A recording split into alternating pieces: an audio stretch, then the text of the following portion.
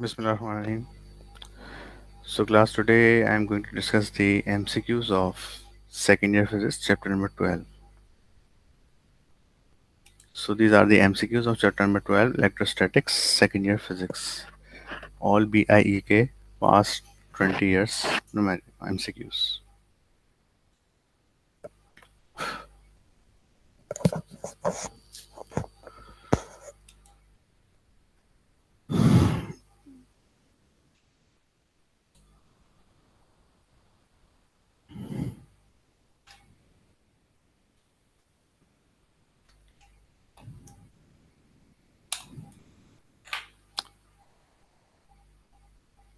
So, class, our first MCQ is the electric flux through a closed surface depends on the magnitude of a charge enclosed by a surface. So, the electric flux का जो formula होता है हमारे पास from the Gauss's law is that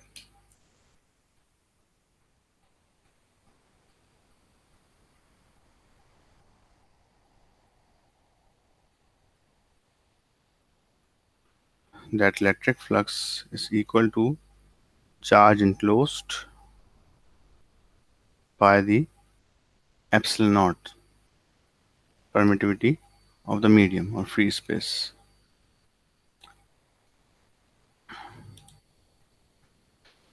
When three capacitors are joined in series, the total capacitance is less than the value of the minimum capacitance.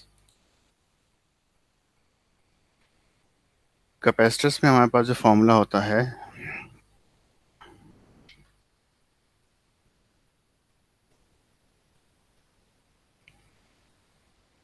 Series capacitors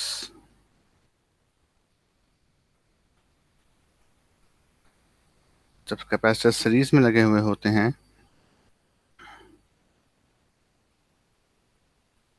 C1, C2 and C3, तो इनका जो equivalent यानी कि total capacitance आती है इन तीनों की, जिसको हम C कहते हैं, तो वो आती है 1/C is equal to 1/C1 plus 1/C2 1/C3।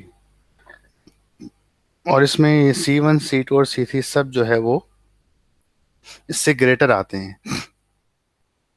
Total capacitance जो आती है वो लेस देन आती है C1 से भी, C2 से भी और C3 से भी। तो जो सबसे स्मॉलेस्ट कैपेसिटेंस होगी उससे भी क्या आएगी, इसकी वैल्यू स्मॉल आएगी। और अगर ये पैरेलल होते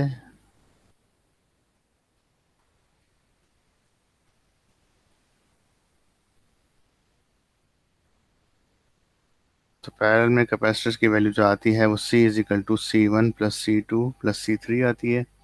तो यहाँ पे C जो है वो ग्रेटर होता है हर कैपेसिटर से इंडिविजुअल, C1 से भी ज़्यादा होगा, C2 से भी ज़्यादा होगा एंड C3 से भी क्या होगा, ज़्यादा होगा। तो इसलिए इसका आंसर ये है, less than the value of the minimum capacitance. The unit of electric intensity is volt पर मीटर। इलेक्ट्रिक इंटेंसिटी के दो यूनिट होते हैं, इस पर जो है वो शॉर्ट क्वेश्चंस भी आते हैं।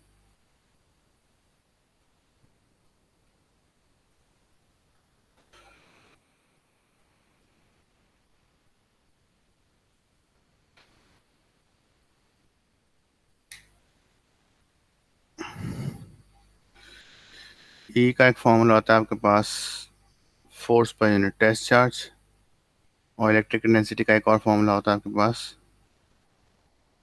V is equal to E into D, और E बराबर होता है V अपॉन डी या R के।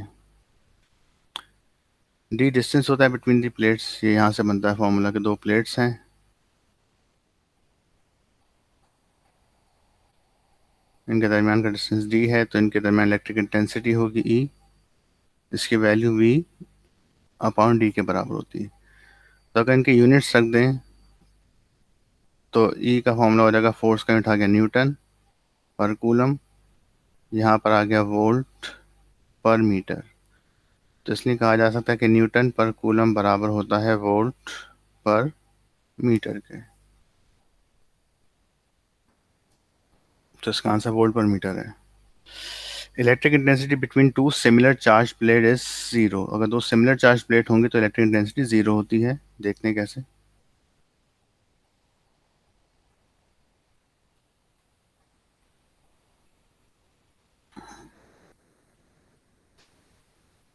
तो बेटा अगर कैपेसिटर पे सेम चार्ज आया हुआ है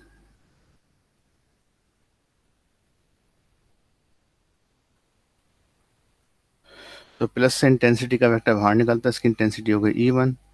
और नेगेटिव में हम ये मानते हैं कि नेगेटिव चार्ज में इंटेंसिटी जो है वो इनवर्ट आती है इस तरीके से। अब अगर देखा जाए तो दोनों वेक्टर एक ऑब्जेक्ट पर जो लग रहे हैं, मिसाल के तौर पे एक बॉडी पर अगर एक यहाँ से फोर्स लग रही है 10 न्यूटन और यहाँ फोर्स लग रही है 8 न्यूटन, तो इस पर टोटल फोर्स कितनी हो जाएगी? 18 न्यूटन। ये इसकी रिजल्टेंट फोर्स आ गई क्योंकि फोर्सेस की डायरेक्शन सेम थी। तो इसी तरीके से इस पर नेट इलेक्ट्रिक इंटेंसिटी आएगी तो ई जो है वो किसके बराबर हो जाएगा? E1 प्लस E2 के, जो कि जीरो के बराबर नहीं आएगा। Net electric intensity E1 plus E2 के बराबर होगा। और अगर यही प्लेट्स की हम बात करें, हाँ पोटेंशियल यहाँ जीरो हो जाता है, इनके दरमियान पोटेंशियल क्या होगा? जीरो हो जाएगा।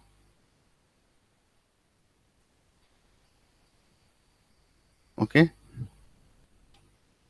और यही अगर हम बात करें कि इंटेंसिटी अगर अपोजिट हो, तो एक बॉडी पर अगर एक फोर्स लग रही है यहाँ से 10 न्यूटन, यहाँ से फोर्स लग रही है 8 न्यूटन, तो ये बॉडी कहाँ मूव करेगी? राइट पर मूव करेगी, लेकिन कितनी रिजल्टेंट फोर्स से मूव करेगी? 2 न्यूटन से। तो अब हम बात करेंगे कि अगर अपोजिट के बजाय सेम चार्ज हों प्लेट्स पर,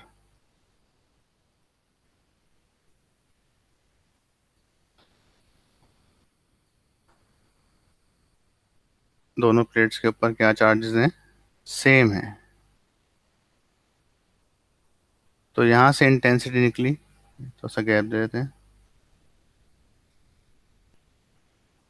इसका इंटेंसिटी वेक्टर इस तरफ आया, प्लस में से बाहर निकलता है, इसका भी इस तरफ आया, प्लस में से बाहर निकलता है E2। दोनों पर अगर चार्ज सेम है तो एक दूसरे को कैंसिल कर देंगे, यानी कि अगर इसका भी 10 न्यूटन का वेक्टर है, इसका भी 10 वेक्टर जो इसके अमाउंट 10 है, तो दोनों 10 10 एक दूसरे को क्या कर देंगे? कैंसिल आउट कर देंगे। और नेट इंटेंसिटी क्या आ जाएगी आपके पास? E1 माइनस E2, दोनों कैंसिल आउट हो जाएंगे, आ गई जीरो। तो अपोजिट अगर चार्जेस हों तो इंटेंसिटी ऐड हो जाती है, और सेम चार्ज हों तो ज़ीरो हो जाता है इंटेंसिटी। हाँ पोटेंशियल डिफरेंस यहाँ ज़ीरो नहीं आएगा, उसकी कुछ वैल्यू आ जाएगी, it's not equal to zero.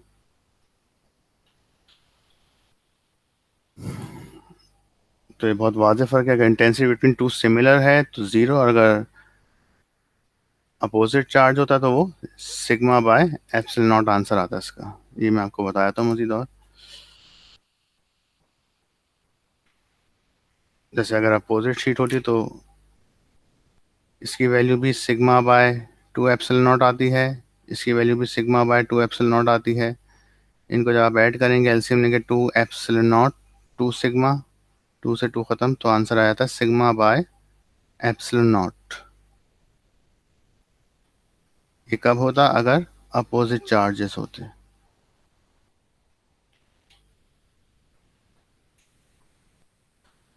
The electric flux of surface will be minimum when the angle between E and A is. Electric flux जो है वो सरफेस का जो है मिनिमम होगा जब इंटेंसिटी और वेक्टर एरिया में एंगल कितना आ जाए? 90 डिग्री आ जाए। मिनिमम पूछ रही है, इसको भी देखते हैं।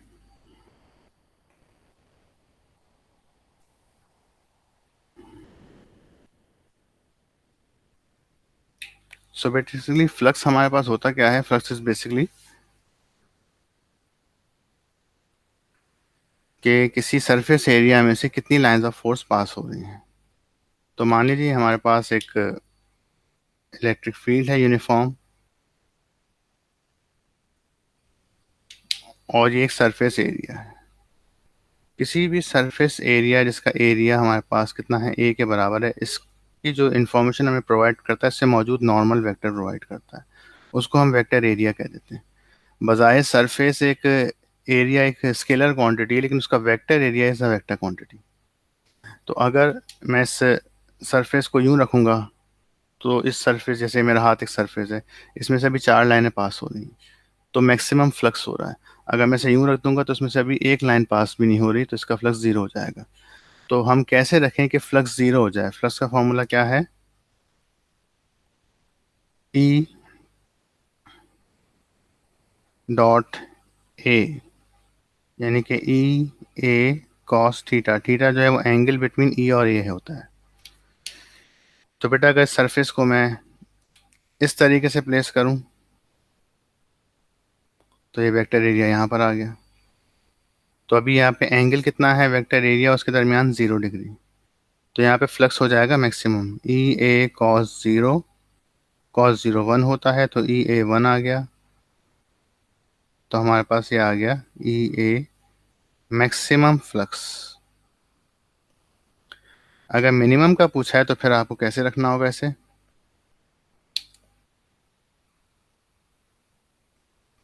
ये आपके पास यूनिफॉर्म इलेक्ट्रिक फील्ड इंटेंसिटी हो गई। अब आप इस सरफेस को यूं रख देंगे, इसका वेक्टर एरिया यहाँ पर आ जाएगा। तो इंटेंसिटी और इसके दरमियान कितना एंगल बन रहा है? 90 डिग्री। जब हम यही 90 डिग्री यहाँ पे रखेंगे क्वेश्चन नंबर 1 में, तो फाई ई ए कॉस 90 ज़ीरो होता है, तो ई ए ज़ीरो, आंसर आ गया मिनिमम।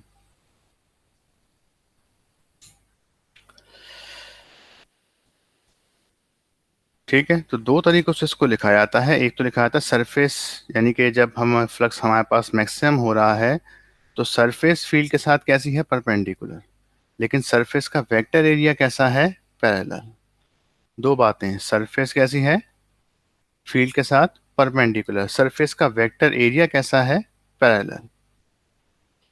और जब बात करेंगे इसकी कि मिनिमम फ्लक्स की, तो सरफेस कैसे रखी हुई है फील्ड के साथ? पैरेलल। उसका वेक्टर एरिया कैसा है? परपेंडिकुलर। इन बातों का आपने ख्याल करना होगा कि वो वेक्टर एरिया बोल रहे हैं या सरफेस बोल रहे हैं। यहाँ पे सरफेस जो है वो क्या है? पैरेलल है। पैरेलल को दो लाइनों से ड्रॉ करते हैं। लेकिन उसका वेक्टर एरिया क्या है? परपेंडिकुलर है। यहाँ पे क्या है? सरफेस परपेंडिकुलर, सॉरी मैंने उल्टा लिख दिया। सरफेस यहाँ पे क्या है? परपेंडिकुलर है, लेकिन वेक्टर एरिया क्या है इसका? पैरेलल। यहाँ पे सरफेस कैसी है? पैरेलल है, लेकिन वेक्टर एरिया कैसा है आपके पास? Perpendicular. So keep in mind which of the following is not a unit of electric intensity. तो जूल पर कूलम नहीं है, joule per coulomb is the unit of potential difference होता है।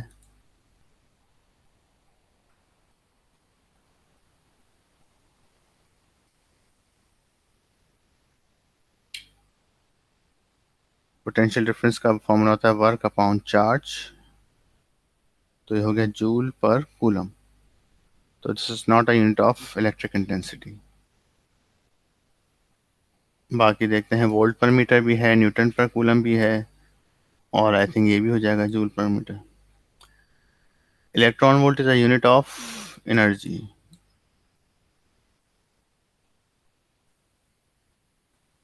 1 joule per coulomb of volt. अभी देखा ये कि volt का यूनिट हमारे पास क्या होता है? 1 जूल पर कूलम।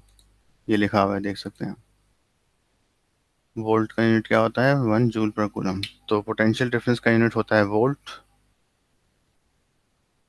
तो 1 volt is equal to 1 joule per coulomb के बराबर आ जाता है। The force per unit charge is known as electric intensity. Force upon charge किसके बराबर आता है? इलेक्ट्रिक इंटेंसिटी के बराबर आता है। If 4 micro and 2 micro capacitors are connected in series, the equivalent capacitor is 1.332 microfarad। यहाँ सीरीज में लगे हैं तो सीरीज में कैपेसिटर्स जो है वो रेसिप्रोकल हो जाते हैं। सीरीज में रेजिस्टेंस तो डायरेक्ट ऐड होते हैं, लेकिन कैपेसिटर में रेसिप्रोकल फॉर्म आती है। तो दो कैपेसिटर अगर सीरीज में लगे हुए हैं तो इनका जो टोटल कैपेसिटर आएगा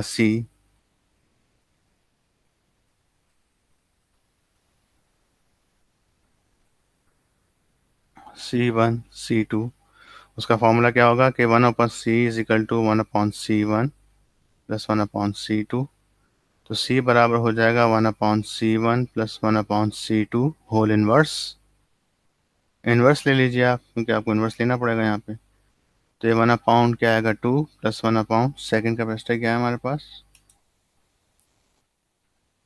4। ये सब माइक्रो में है, माइक्रो माइक्रो। जब आप इसका इन्वर्स लेंगे तो आपका आंसर आएगा 1.33 माइक्रो फैराड।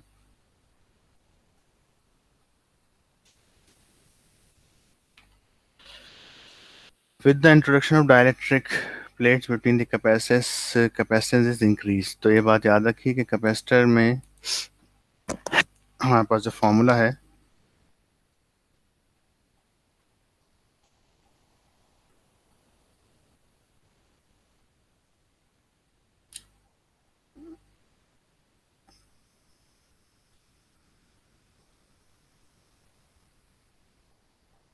ये कैपेसिटर है जिसकी दो प्लेट्स हैं,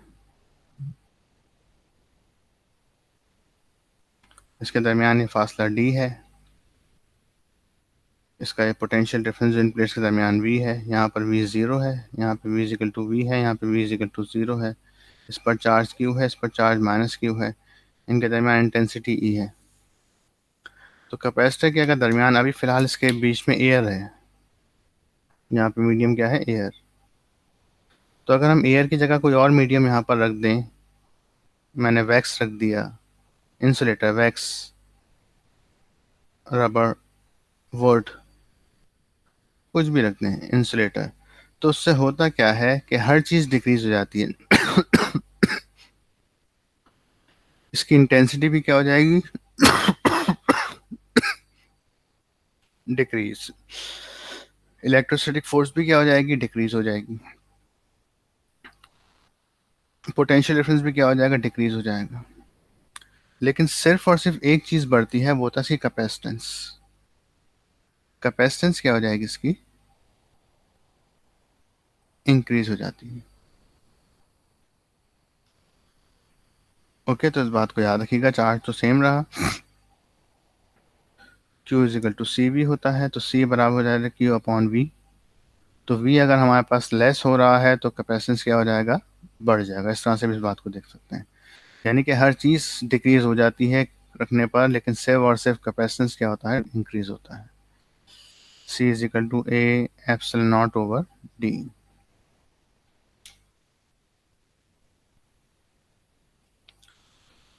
if two capacitor 5 in are connected in parallel, parallel में कैपेसिटर डायरेक्ट ऐड हो जाते हैं। 5 और 7 को आप ऐड करेंगे तो 12 आ जाएगा।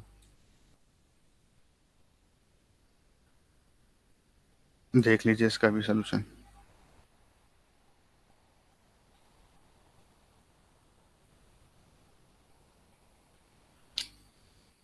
तो कैपेसिटर्स अगर पैरेलल कनेक्ट हों आपस में तो उनकी टोटल कैपेसिटेंस C आती है, इन दोनों का इक्विवेलेंट या टोटल, वो किसके बराबर आती है C बराबर आ जाएगा C1 प्लस C2। तो एक 5 है एक 7 है, तो इसका आंसर आ जाएगा 12 microfarad.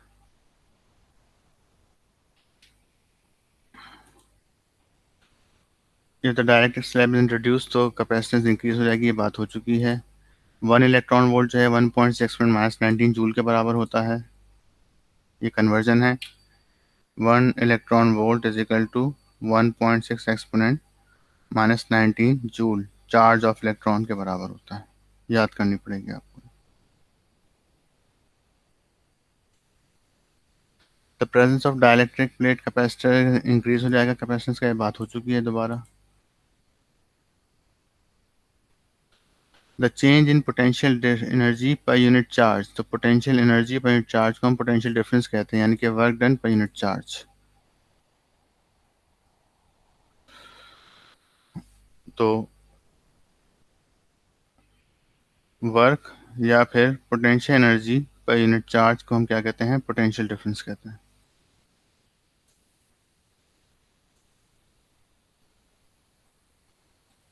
Okay.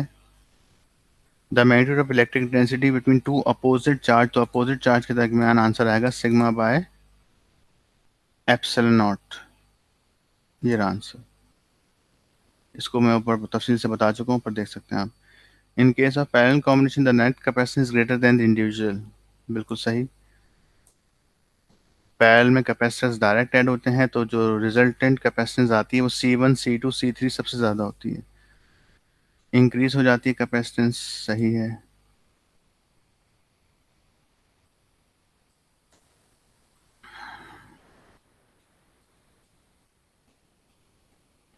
In parallel plate capacitor if the separation between the plate is double इस कैपेसिटी विल बी हाफ हो जाएगी, तो इसका आंसर जो है वो फॉल्स है। ठीक है, क्या कह रहे हैं सवाल में?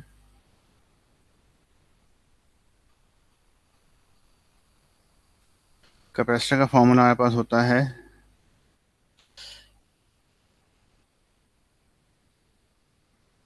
C is equal to A epsilon naught over D. यहाँ पे कहा जा रहा है कि कैपेसिटर का नया डिस्टेंस जो है वो कितना कर दिया हमने, 2D कर दिया, ट्वाइस कर दिया। यानी कैपेसिटर की प्लेट्स अगर यहाँ लगी हुई थी, इतने फासले पर थी, तो हम उन्हें इतने फासले पर ले गए। डिस्टेंस हमने डी प्राइम जो है वो 2D कर दिया ओरिजिनल डिस्टेंस का। तो बताइए उसकी किस पे फर्क पड़ा?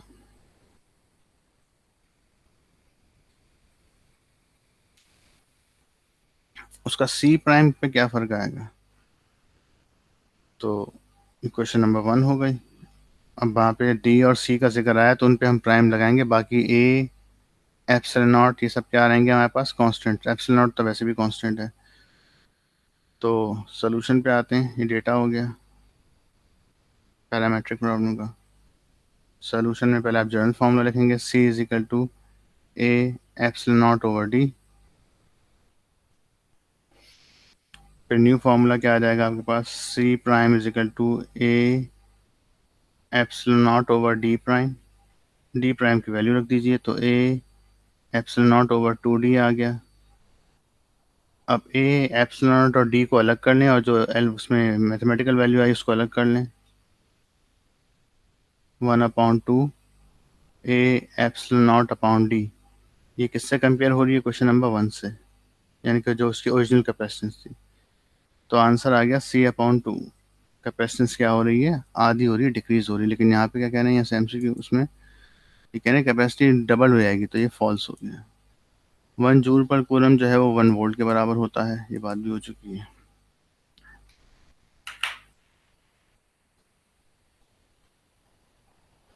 अच्छा जी। Energy can be express in electron volt, सही है।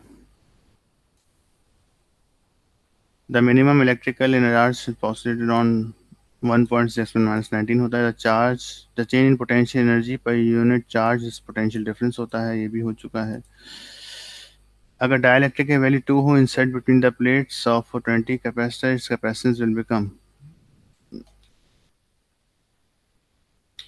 तो कैपेसिटर यानी कि डाइलेक्ट्रिक ई आर कह रहे हैं 2 है, कैपेसिटर कितना है 20 माइक्रोफैराड। तो जो नया कैपेसिटेंस आएगी उसका फॉर्मूला क्या होता है, ई आर मल्टीप्लाई बाय सी।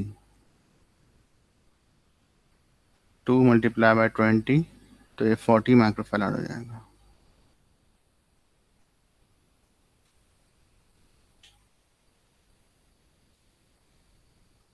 ठीक है, 40 माइक्रोफैराड इसका आंसर होगा। 4 and 2 microfarad capacitor connected in series, ये पहले भी आ चुका है, 1.33। चलिए, तो quantity delta we upon delta S, ये बड़ा अच्छा एमसीक्यू है। इस कॉल्ड, इसको हम पोटेंशियल ग्रेडियंट कहते हैं।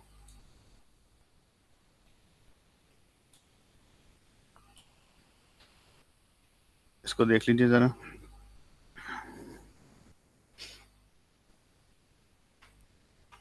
जैसे बेटा कहीं लिखा हुआ हो मिसाल के तौर पे delta we upon delta T, change in velocity per unit time, इसको हम क्या कहते हैं, एक्सेलरेशन। तो इसको हम कहते हैं रेट ऑफ चेंज। इस पूरी चीज़ को हम क्या कहते हैं, rate of change of velocity. लेकिन अगर कहीं लिखा हुआ हो किसी चीज़ का चेंज जो है वो किसके साथ लिया जा रहा हो, पोजीशन वेक्टर के साथ या डिस्टेंस के साथ दिया जा रहा हो तो उसको हम कहते हैं रेट ऑफ चेंज ऑफ की जगह है हम उसे कहेंगे ग्रेडियंट, ग्रेडियंट ऑफ वी। यानी कहीं लिखा हुआ है डेल्टा अपॉन डेल्टा आर। अब यहाँ पे कोई भी है, बॉक्स लिखा हुआ है, तो ये हो जाएगा ग्रेडियंट ऑफ बॉक्स। बॉक्स में वेलोसिटी तो वी आ जाएगा, बॉक्स में पोटेंशियल डिफरेंस है तो पोटेंशियल डिफरेंस आ जाएगा। तो यहाँ लिखा हुआ है delta we upon delta R, तो ग्रेडियंट ऑफ क्या हो जाएगा, वी, यानी कि पोटेंशियल डिफरेंस। तो जो ग्रेडियंट होता है पोटेंशियल डिफरेंस का,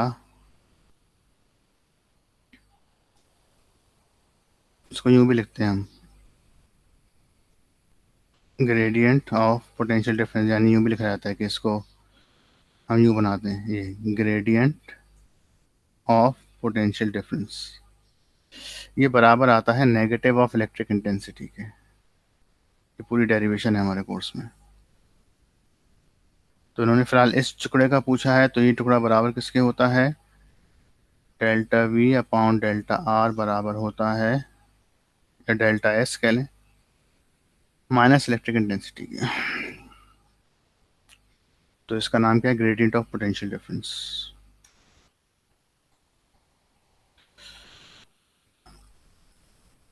The concept of electric lines of force is introduced by Coulombs, decreasing the separation between two positive charges। अगर सेपरेशन हम हाफ कर देंगे तो फोर्स ऑफ रिपल्शन जो है 4 टाइम्स हो जाएगी। अच्छा है क्वेश्चन, इसको देखते हैं।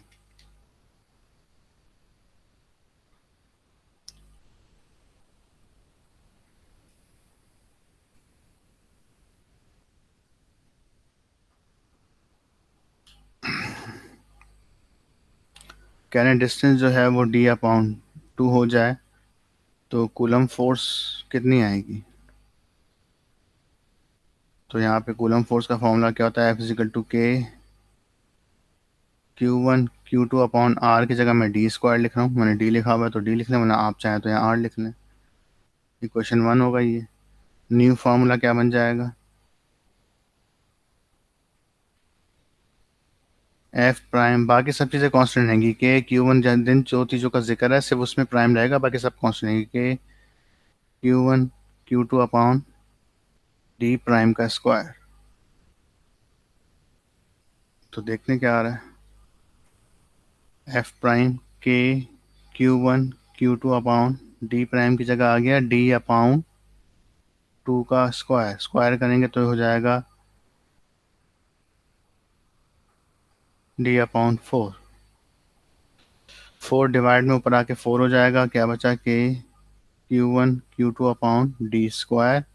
ये पूरी वैल्यू क्वेश्चन ए से मैच कर रही है, यानी कि ओल्ड फोर्स से, तो न्यू फोर्स बराबर आ गई 4 times of original force, compare 1 से करने पर।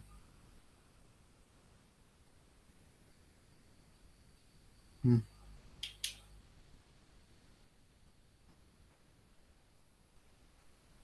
अच्छा जी, इलेक्ट्रिक इंटेंसिटी का ये नहीं है, ये बात भी हो चुकी है। विच of the following is not a scalar quantity, तो पोटेंशियल डिफरेंस भी स्केलर है, ईएमएफ भी स्केलर है, electric flux is also scalar quantity क्योंकि डॉट प्रोडक्ट है, electric intensity is a vector quantity. Dielectric place करने से, introduction of dielectric between the opposite charge plate cause intensity. Intensity क्या होती है, डिग्रीज, ये बताई थी बात कि सिर्फ कैपेसिटेंस बढ़ता है, बाकी intensity, electrostatic force, potential difference सब डिक्रीज हो जाते हैं। 2 point charge repel each other by this force placed at distance of this, the distance between increased by 2 meter, the force repulsion will be।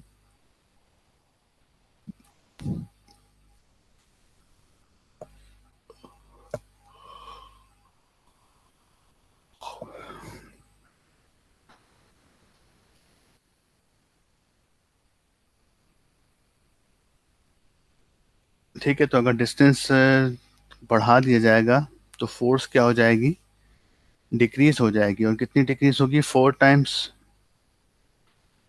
तो हमारे पास ये जो फोर्स लिखी हुई आ रही है, इसको हम 4 से डिवाइड कर देंगे तो हमारे पास ये आंसर आ जाएगा। ये थोड़ा सा अच्छा है एमसीक्यू, इसमें इन्होंने वैल्यू देके पैरामेट्रिक प्रॉब्लम पूछी है।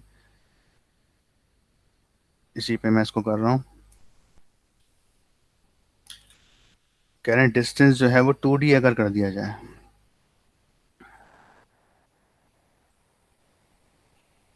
तो फोर्स पे क्या इम्पैक्ट आएगा।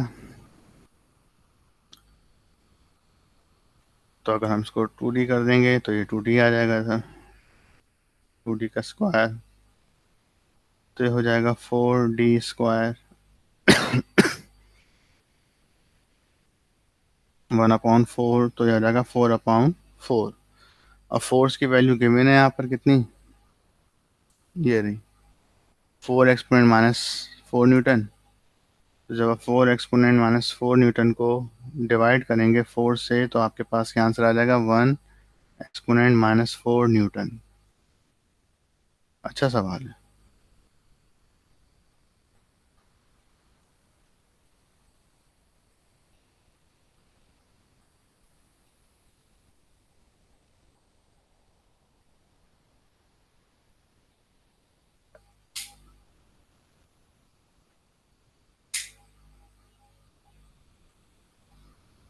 अच्छा जी, the electric flux surface पे contain charge at center depends on the amount of charge inside the sphere। Electric flux इस पे डिपेंड करता है कितना चार्ज इनसाइड द सरफेस मौजूद है। When dielectric place in electric field it become polarise. जब भी हम डाइलेक्ट्रिक को प्लेस करते हैं तो उसके जो एटम्स होते हैं वो पोलराइज हो जाते हैं।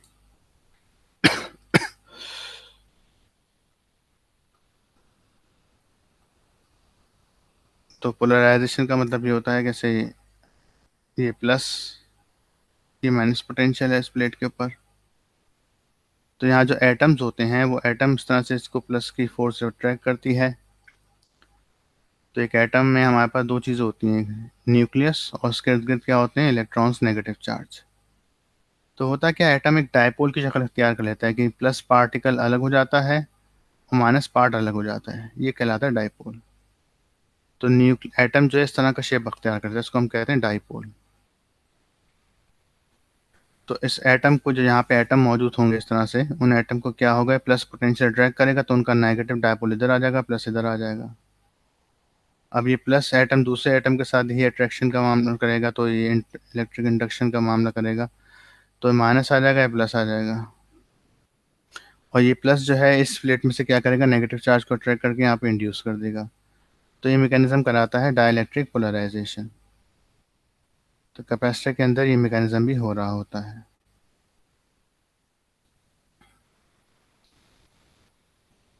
जैसे ही आप वो यहाँ तक एयर तक पोलराइज हो जाती है, वहाँ पे अगर कैपेसिटर, एयर कैपेसिटर है, सेंटर में एयर है, तो भी वो क्या हो जाएगा, उसका मीडियम पोलराइज हो जाएगा।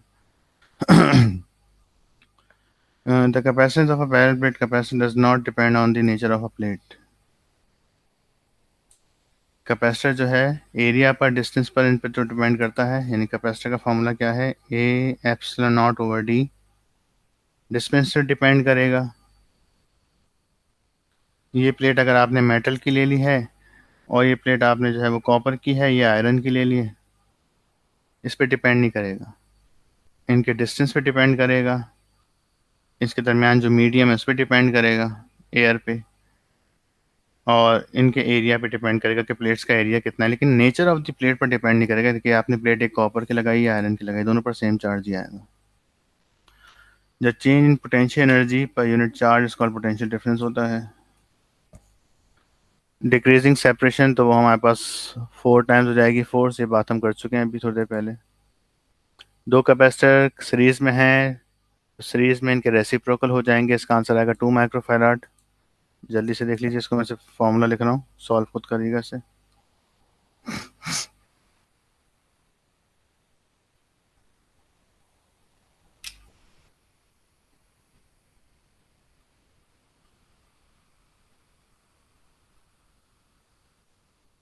1/6 + 1/3। तो इसका जब हम रेसिप्रोकल लेंगे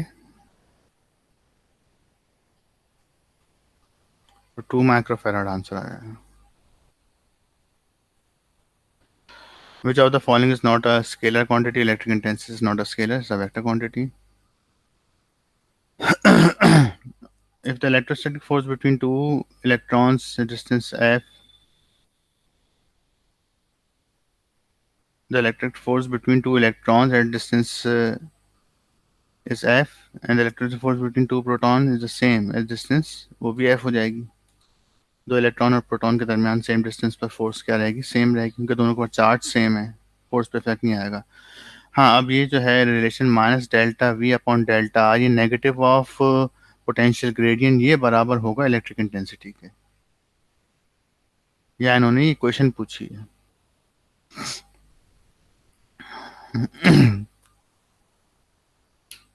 तो पोटेंशियल ग्रेडियंट का मैंने आपको बताया था क्या होता है, minus delta we upon delta R, ये तो था पोटेंशियल ग्रेडियंट, लेकिन इस पर अगर नेगेटिव साइन लगा देंगे तो ये किसके बराबर आता है फॉर्मूला, इलेक्ट्रिक इंटेंसिटी के। If the area of the parallel plate capacitance double, अगर एरिया डबल होगा तो कैपेसिटेंस भी क्या हो जाएगी, डबल हो जाएगी। देख सकते हैं आप, फॉर्मूला ये है हमारे पास, C is equal to A epsilon naught upon D. अगर एरिया ट्वाइस होगा तो कैपेसिटेंस भी क्या हो जाएगी, ट्वाइस हो जाएगी। Electric intensity between to uniformly opposite charge plates हैं, तो क्या हो जाएगा इसका answer, sigma by epsilon not, ये आंसर है, नहीं आंसर।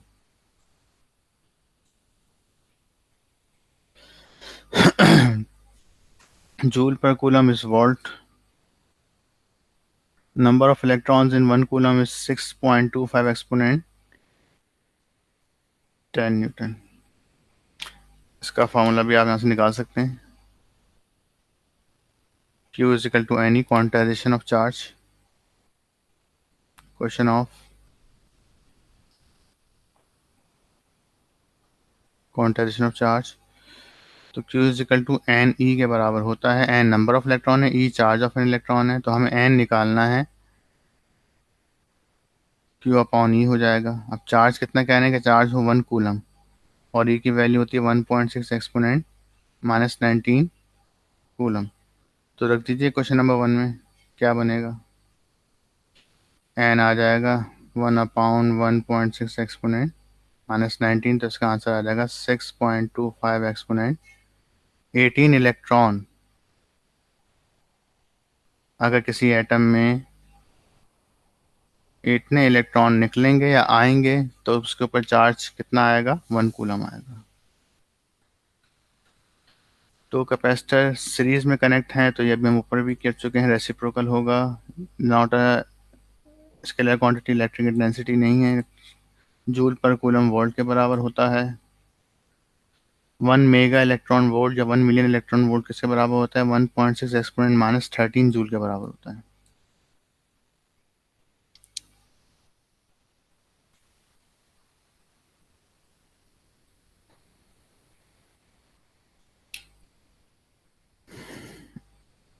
एक इलेक्ट्रॉन वोल्ट किसके बराबर है, 1.6 एक्सपोनेंट माइनस 19 जूल के। तो अगर हमें मिलियन बनाना है तो मिलियन का मतलब होता है 10⁶। तो मैंने दोनों जगह क्या किया, multiply by 10⁶ on both side.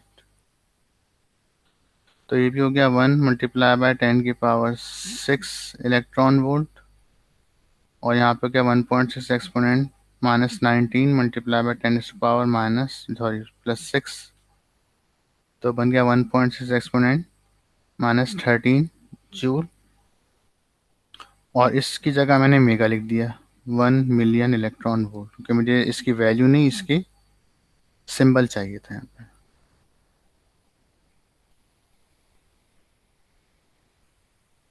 Decreasing separation between positive charge is half, तो कॉस फोर्स कितनी हो जाएगी, 4 टाइम्स हो जाएगी, 4 फोल्ड, ये भी कर चुके हैं। नंबर ऑफ इलेक्ट्रॉन ये भी हो गया। Decreasing separation between two charges will cause, अगर हाफ करेंगे चार्जेस को डिस्टेंस तो फोर्स 4 फोल्ड हो जाएगी। The separation between plates and area of the plate is remain or double, अगर separation between plates and area of plates का पैसा क्या की जाएगी, डबल। तो कह रहे हैं सेपरेशन भी डबल हो रही है, एरिया भी डबल हो रहा है, तो दोनों 2 से 2 को डिवाइड कर देंगे, कैपेसिटेंस सेम रहेगी। देख लेते हैं इसको। कह रहे हैं कि कैपेसिटर में सेपरेशन भी कितनी कर दी, 2D कर दी, और एरिया भी कितना कर दिया, 2a कर दिया, तो कैपेसिटेंस पे क्या फ़र्क पड़ेगा बताना है। तो C का फॉर्मूला क्या होता है, A epsilon naught over D, equation 1। New formula क्या बन जाएगा, C prime is equal to A epsilon naught upon D prime. Value सकते हैं, तो यहाँ पे आ गया 2a एप्सिलॉन नॉट, यहाँ पे आ गया 2d, 2 से 2 ख़त्म, तो C प्राइम बराबर आ गया A epsilon naught over D, जो कि किसके बराबर है, ओरिजिनल कैपेसिटर के बराबर है, फ्रॉम वन सेम। अच्छा MCQ था ये। इक्विपोटेंशियल सरफेस पर वर्क डन जो होता है वो कितना आता है, 0 आता है। इतना ही याद करने काफ़ी है। इफ डायलैक्ट्रिक इज 2 है तो उनका पोटेंशियल डिफरेंस कितना हो जाएगा, 40 हो जाएगा, be double. EMF is a combination of 3 cells of 2 volt. ये आई थिंक चैप्टर नंबर 13 का आ गया MCQ। तो EMF जो है हमारे पास, अगर 3 सेल्स पैरेलल में कनेक्ट हो तो EMF उनका क्या रहता है, सेम रहता है, क्योंकि पैरेलल में पोटेंशियल डिफरेंस बताया था, सुन लीजिए इसको भी। कोई सर्किट अगर हम लगाते हैं, कैपेसिटर का देख लें किसी का भी, तो वहाँ पे पैरेलल सर्किट में पोटेंशियल डिफरेंस जो बैटरी का होगा, सेल का होगा, वही दोनों पड़ जाएगा, V1 V2। तो V जो है वो V1 और V2 दोनों क्या होते हैं, सेम होते हैं। तो ये कहना है अगर 3 सेल्स हम कनेक्ट कर दें, 1 2 3 cells, plus plus plus, minus minus minus, उनको कनेक्ट कर दिया हमने पैरेलल, तो इनका नेट पोटेंशियल डिफरेंस आएगा। इसका भी 2 वोल्ट है, 2 वोल्ट है, 2 वोल्ट है, तो क्या आंसर आएगा इसका, 2 वोल्ट ही आंसर आ जाएगा। हाँ, सीरीज में लगाते तो ये सारे ऐड हो जाते, उसका आंसर आता 6 वोल्ट। अगर इन्हीं को हम सीरीज में लगा देते सेल्स को सारे,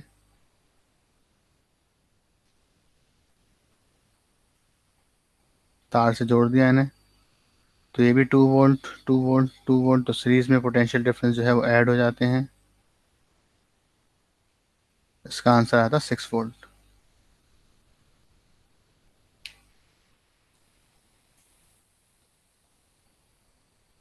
this is not a scalar quantity, electric density नहीं है, ये बात हो चुकी है।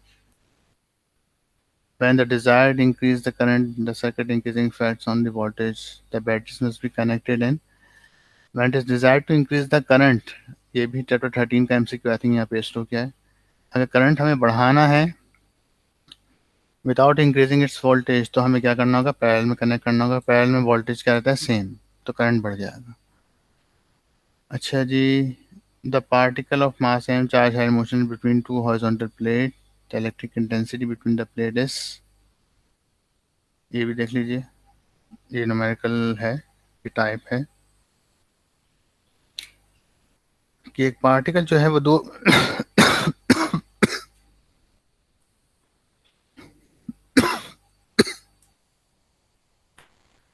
ये दो प्लेट्स हैं।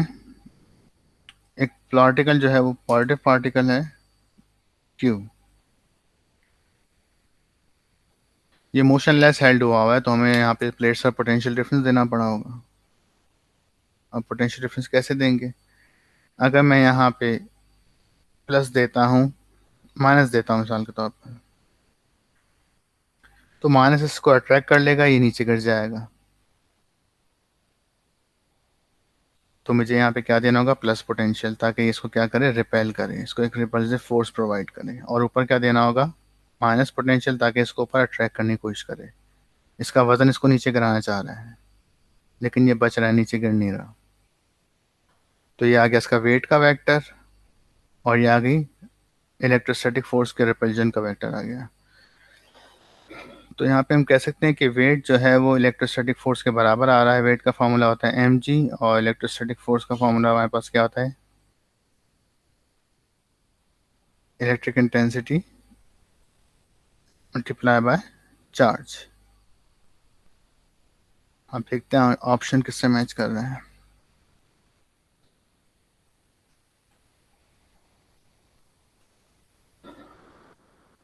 हाँ, ये पूछ रहे हैं इलेक्ट्रिक इंटेंसिटी किसके बराबर आएगी, तो इलेक्ट्रिक इंटेंसिटी का आंसर हो जाएगा mg अपॉन q। देख सकते हैं आप लोग। इस फॉर्मूले को अगर मैं इलेक्ट्रिक इंटेंसिटी के लिए इक्वेट करूँ तो क्या हो जाएगा, ई बराबर आ जाएगा एम जी यानी कि वेट अपॉन क्यू के। आंसर अच्छा एमसीक्यू था, टोटली न्यूमेरिकल बेस पे आया था ये। ओके क्लास, तो यहाँ पे हाँ बस चैप्टर नंबर 12 के सारे 20 ईयर्स के एमसीक्यू मैंने आपको एक्सप्लेन कर दी हैं with detail explanation. I hope you will get it. Thank you, अल्लाह हाफिज़।